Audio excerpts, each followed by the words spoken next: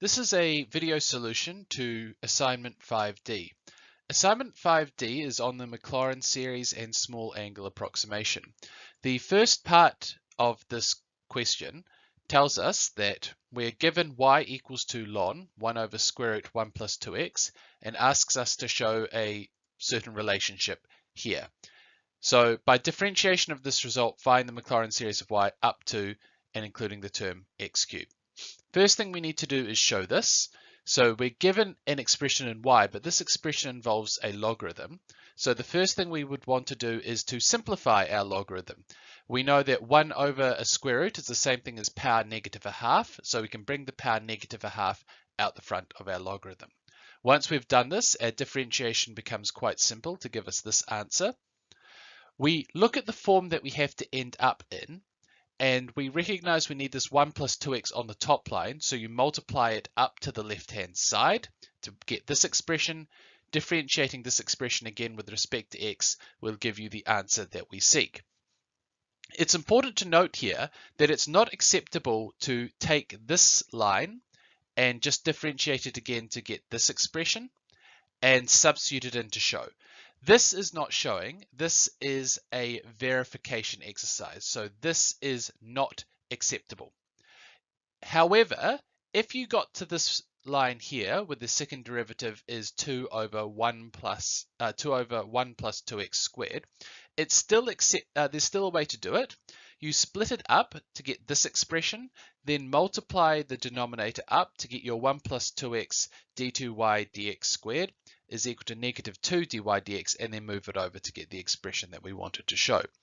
The important part here is that we never use this final expression to prove itself. Instead, we derive it from our working from this first line. So we never make use of the second one until the very, very end. And that's the difference between showing and verifying something. So we're asked to show it, so we can only use it at the very, very end.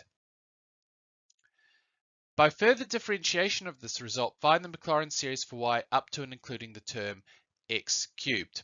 So we need to differentiate this result again. We get this expression, or if you've been using the other way around, you can get this expression too.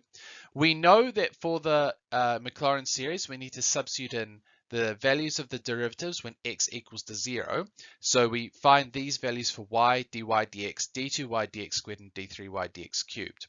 I noticed a few people forgot to evaluate y when x equals to 0. This is important too, because from the MF26, we know we have to sub in f of 0 as well. So this was an important step that some people forgot.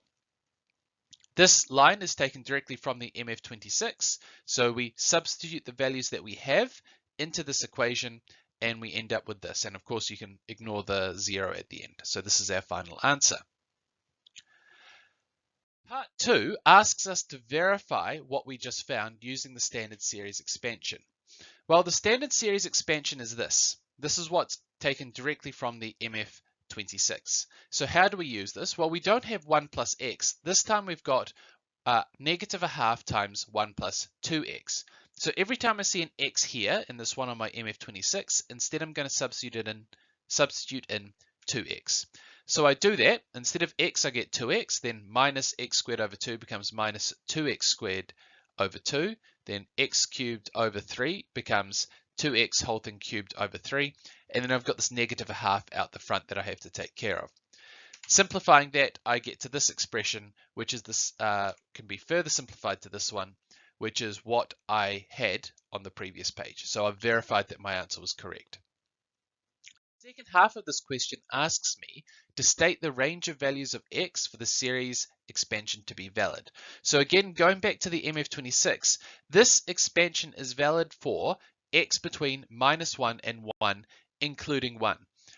This is important, and it's written right next to the formula in your MF26. So please take this one, don't just make another one up. I saw a lot of people just saying, oh, x has to be between -1 and 1, but not paying attention to the less than or equal to sign here.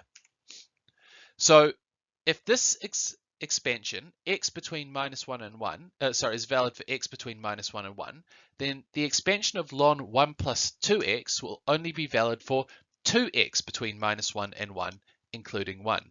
Simplifying that, we get to this form, and this is our answer for part 2, sorry. Part 3, substitute the value x equals to -1/8 to obtain an approximate value for ln 2. So we start with this approximation. This is what we've been working towards, an approximation for ln 1 over square root 1 plus 2x in polynomial form. So this is what we've done so far.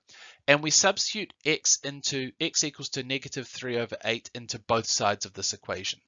So the left-hand side nicely simplifies to ln 2. The right-hand side simplifies to the fraction 75 over 128. So this becomes our approximation for ln 2. Please note that you do actually have to substitute into both sides of this equation. A lot of people only substitute it into the right-hand side. That's fine, but then how do you know that that's approximately equal to ln 2?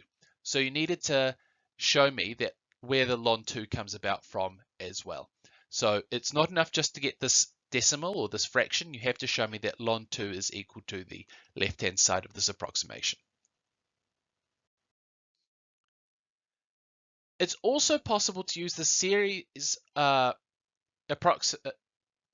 I think I've copied that wrongly. It's also possible to use the series to approximate ln 2 by substituting x equals to a half. Without further calculation, explain which of the two values of x, -3/8 or a half, will give a better approximation for ln 2.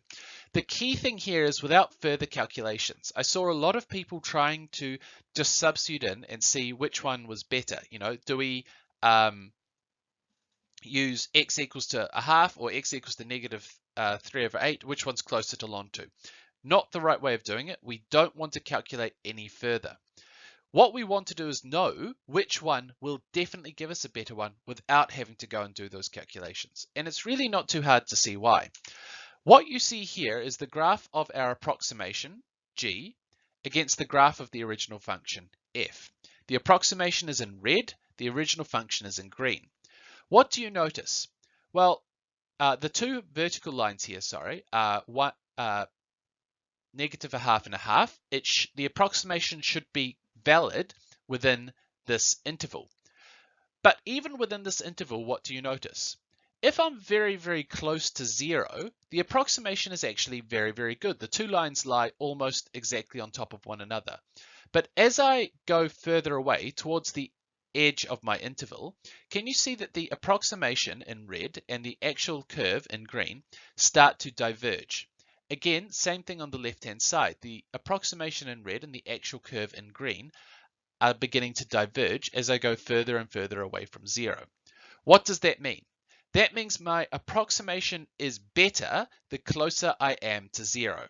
So what does that mean for us? Well, that means that x equals to -3/8 will give a better approximation because it is closer to 0 than x equals to a half. No need to do any further calculations. Question 2 gives us this diagram and asks us to show something about the area of this shaded region. And we've got a certain amount of information given in the question that you can read through. We have to show that the region R is given by this. How do we do this? Well, we notice that the region R is actually this whole triangle minus the sector area. So what we're going to do is we're going to work out the area of the triangle, then the area of the sector, and find the difference. So if I want to find the area of this triangle, what do I do? Well, I know this angle, I know this length, and because AB is a tangent to the circle, I actually know that this is a right angle triangle. So the area of this triangle is just going to be half times the base times the height, because it's a right angle triangle. Well, the base I'm already given as 4 cm. The height, I can use my tuakaso or sokotoa, knowing that tangent pi upon 3 minus theta is going to be opposite over adjacent. I can rearrange that to find what AB is, and AB is just going to be 4 tangent pi upon 3 minus theta. So I get this expression here, half base times height, and that simplifies to be just this. Well, that's the area of the rectangle, of the triangle. What about the sector area? Well, we've got a formula for sector area. Sector area is equal to a half times the radius squared times the angle in here. Now, I've written theta, but I shouldn't have. I should have written, what I mean is this angle in here.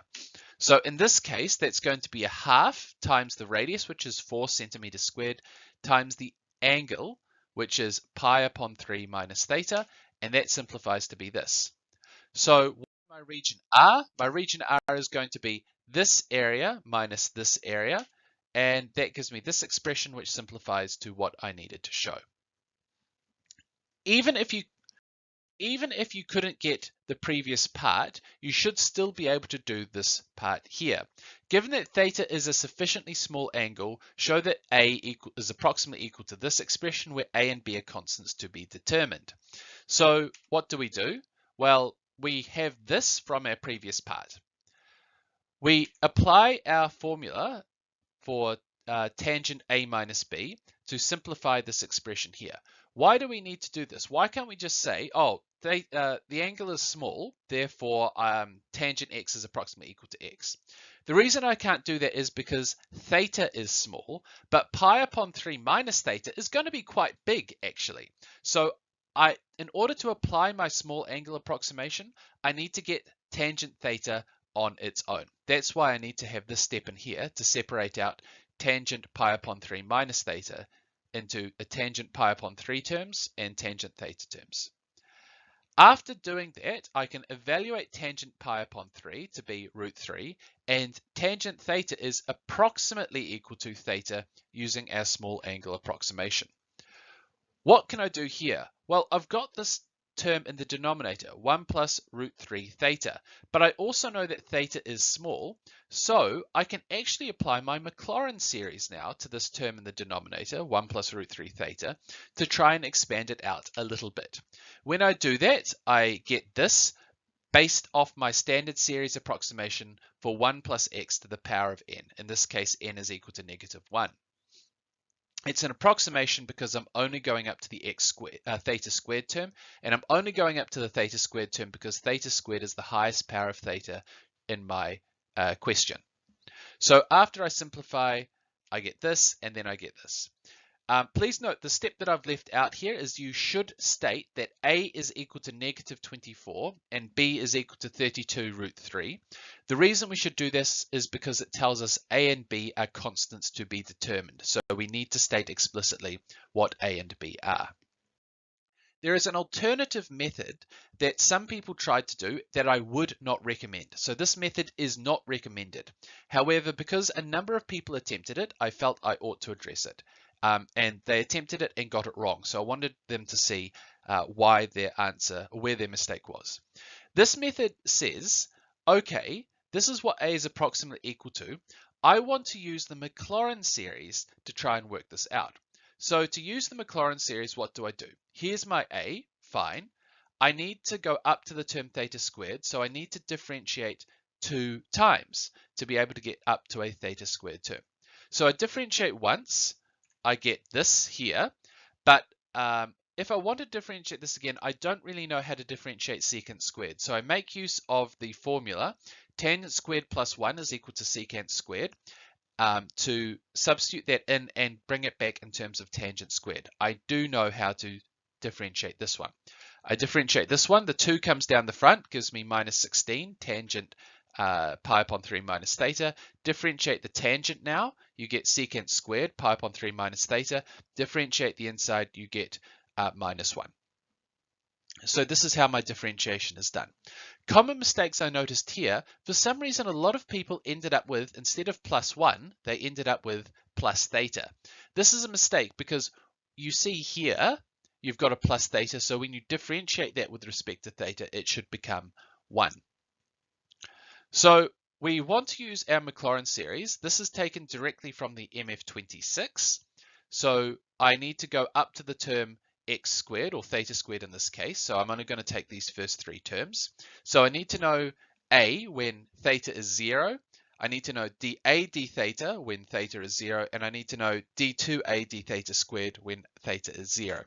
So when theta is 0, I find that A is equal to 8 root 3 minus 8 pi over 3. Just substitute it in here, and that's what you get. dA d theta is equal to negative 24. So tangent pi upon 3 is root 3. So tangent squared will, of course, be 3. So I've got a minus sign here, negative 3. Negative 3 times 8 is negative 24. And d2a d theta squared will be 64 over root 3. How did I get that? Minus 16 times minus 1 is going to be 16. Tangent root 3, because pi upon 3, because theta is 0. So tangent pi upon 3 is going to be root 3. And secant squared pi upon 3 is actually just 4. So I get 16 root 3 times 4. That's 64 root 3. I then plug that into this expression. So I get 8 root 3 minus 8 pi upon 3 for my first term, plus theta times negative 24, plus theta squared over 2 times negative 64 root 3. So that negative 64, that 64 becomes 32 root 3. Everything else stays the same. And this is the same answer that I got. So you should be able to get this too if you use this alternative method. As I said, though, this method is not recommended. It's easier to use the small angle and Maclaurin approximation in most cases. But if you want to do it this way, this is how you would do it.